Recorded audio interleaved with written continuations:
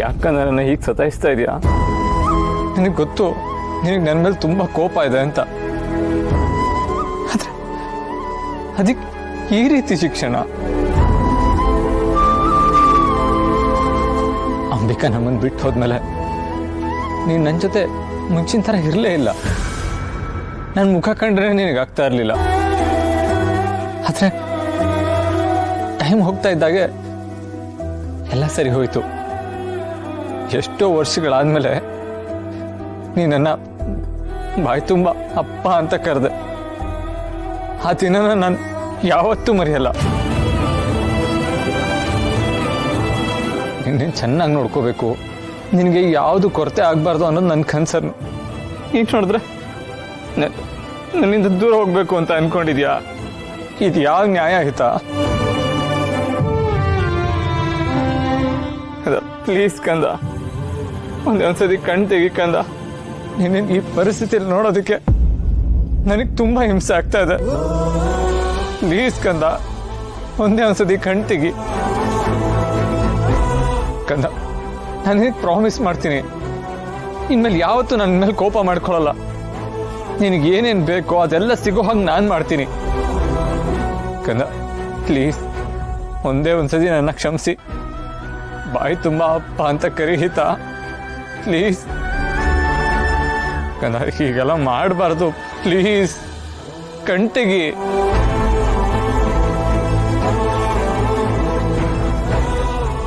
ನೀನು ಹೀಗೆ ಕಣ್ಣೀರು ಹಾಕೋದು ನನ್ನ ಕೈಯಲ್ಲಿ ನೋಡೋಕ್ಕಾಗ್ತಿಲ್ಲಪ್ಪ.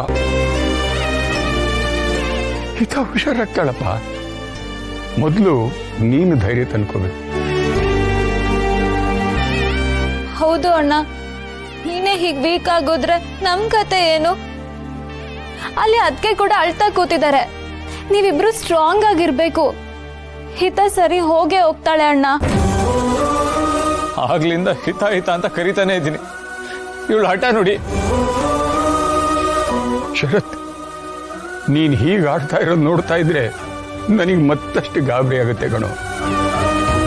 ಹಿತಾಗ ಏನು ಆಗಲ್ವೋ, ಮೊದಲು ನೀನು ಸಮಾಧಾನವಾಗಿರೋದು ಮುಖ್ಯ. ಅಪ್ಪ ಯಾಕೆ ಅಳ್ತಾ ಇದ್ಯಾ? ನೋಡು, ನಾನು ಇಲ್ಲೇ ಇದ್ದೀನಿ, ನಂಗೇನು ಆಗಿಲ್ಲ. ನನ್ನ ಜೀವನದಲ್ಲಿ ಭಾವನೆಗಳಿಗೆ ಜಾಗನೇ ಇಲ್ಲ. ನನ್ನ ಗುರಿನ ತಲುಪೋದಕ್ಕೆ ಮಗುನೇ ಆಗಿರ್ಲಿ ದೊಡ್ಡವರೇ ಆಗಿರ್ಲಿ ಯಾವ ವ್ಯತ್ಯಾಸನೂ ಇಲ್ಲ. ಮಾಳ್ವಿಕಾ, ನನಗೆ ಮುಖ್ಯ ಅನ್ನೋದು ಒಂದೇ ಒಂದು ದುರ್ಗಾ, ಅದು ಶಕ್ತಿ. ಈ ಮಾಳ್ವಿಕಂಗೆ ಯಾರು ಹೆಚ್ಚು ಶಕ್ತಿಯನ್ನು ತಂದುಕೊಡೋದಕ್ಕೆ ಸಾಧ್ಯನೋ ಅದು ಮುಖ್ಯ ಆಗತ್ತೆ. ಉಳದೆಲ್ಲ ವಿಷಯಗಳು ಕಸಕ್ಕೆ ಸಮ. ವಿನಾಶಕಾಲೆ ವಿಪರೀತ ಬುದ್ಧಿ ಅಂದ್ರೆ ಇದೇ ಇರ್ಬೇಕು. ಶಕ್ತಿ ಅನ್ನೋ ವ್ಯಾಮೋಹದಲ್ಲಿ ನಿನ್ ಬುದ್ಧಿಗೆ ಪೂರ್ತಿಯಾಗಿ ಮಂಕ್ ಕವ್ದಿದೆ. ಅಷ್ಟು ಪ್ರೀತಿ ಮಾಡ್ತಿರೋ ಮಗುಗೆ ದ್ರೋಹ ಬಗೆತಿದ್ಯಲ್ಲ, ನಿನ್ನ ದೇವ್ರು ಕೂಡ ಕ್ಷಮಿಸೋದಿಲ್ಲ. ನೋಡ್ತಾ ಇರು, ಸದ್ಯದಲ್ಲೇ ನಿನ್ನ ಈ ನೀಚತನಕ್ಕೆ, ನಿನ್ನ ಈ ದುರಾಸೆಗೆ ಆದಷ್ಟು ಬೇಗ ಶಿಕ್ಷೆ ಅನುಭವಿಸ್ತೀಯ. ಬರೀ ಶಾಪ ಹಾಕೋದು ಮಾತಾಡೋದು ಬಿಟ್ರೆ ನಿನ್ನಂತ ಅಸಹಾಯಕಳಿಂದ ಇನ್ನೇನ್ ಸಾಧ್ಯ ದುರ್ಗಾ? ನಿನ್ನ ಈ ಮಾತಿಗೆ ಬೆದರಿಕೆಗೆಲ್ಲ ಹೆದರ್ಕೊಳ್ಳೋಳಲ್ಲ ಈ ಮಾಳ್ವಿಕಾ. ಹೋಗು, ನಿನ್ನ ಅಕ್ಕ ಅಂಬಿಕನ್ ಜೊತೆ ಸೇರಿ ಒಂದು 4 ಹನಿ ಕಣ್ಣೀರ್ ಸುರಿಸಿ ಸಮಾಧಾನ ಮಾಡು. ಅದಕ್ಕಷ್ಟೇ ಲಾಯಕ್ಕು ನೀನು.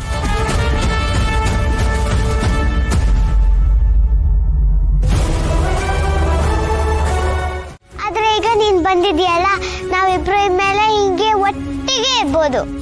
ಚಿನಿ, ಹಾಗೆಲ್ಲ ಹೇಳ್ಬೇಡ. ನಾವಿಬ್ರು ಹೀಗೆ ಇರಕ್ಕಾಗಲ್ಲ. ಯಾಕೆ ಇರಕ್ಕಾಗಲ್ಲ? ಅಯ್ಯೋ ಚಿನಿ, ಇಲ್ಲಿ ಏನಾಗ್ತಿದೆ ಅಂತ ನಿನಗೆ ಅರ್ಥ ಆಗ್ತಿಲ್ಲ. ಅದನ್ನ ಹೇಳಿದ್ರೆ ಈ ನಿನ್ ಪುಟ್ಟ ತಲೆಗೆ ಅದು ಹೋಗಲ್ಲ. ಇಲ್ಲ, ನಾನು ನಿನ್ ಜೊತೆನೇ ಇರ್ತೀನಿ. ನಂಗೆ ನೀನ್ ಬೇಕು.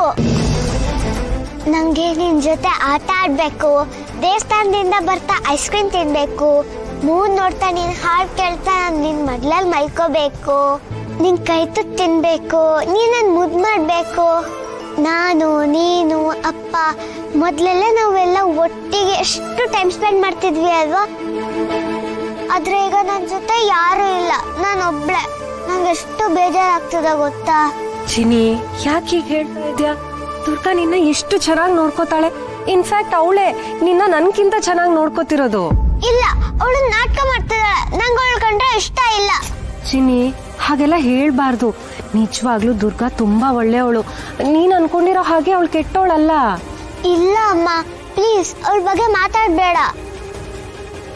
ಎಷ್ಟು ವರ್ಷ ಆದ್ಮೇಲೆ ನೀನ್ ಮತ್ತೆ ಸಿಕ್ಕಿದ್ಯಾ, ನಾನು ನಿನ್ ಜೊತೆನೇ ಇರ್ತೀನಿ.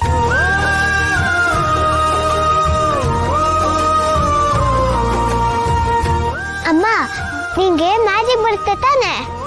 ಮ್ಯಾಜಿಕ್ಕಾ? ಹ್ಞೂ ಅಮ್ಮ, ನಿಂಗೆ ಮ್ಯಾಜಿಕ್ ಬರುತ್ತೆ ಅಂತ ನಂಗೆ ಗೊತ್ತು.